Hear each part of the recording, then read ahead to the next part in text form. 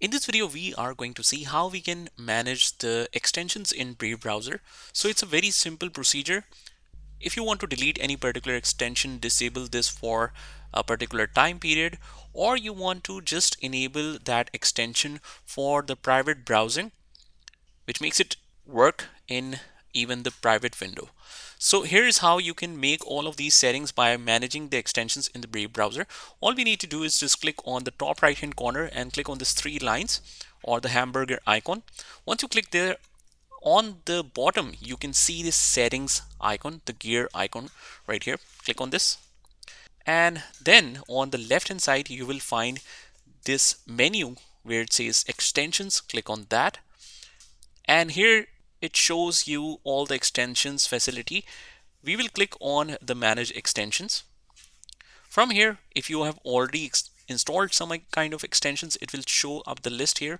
Let me just install one for you just for the sake of example. Just let's go to the web store, and basically let's say volume master. I would just want to increase the volume up to 600%. So here's how you can do it with this extension. And there we have it. Now, if we want to manage this extension, let's say that we want to disable that temporarily, we just toggle this off.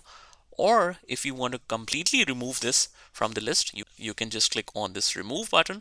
Also, if you want to, let's say, enable this, but it should be enabled for the private browsing as well. So click on the details, and here you can see all the associated functions with it. You can even pin this to a toolbar so that you can see it on the front and not in the extensions folder.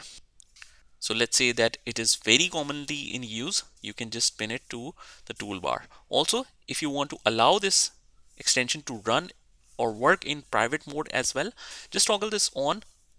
And again, you have different options to allow access files to URL. If you want to allow different URLs with it, remove the extensions. Here is how you can manage all of the extensions.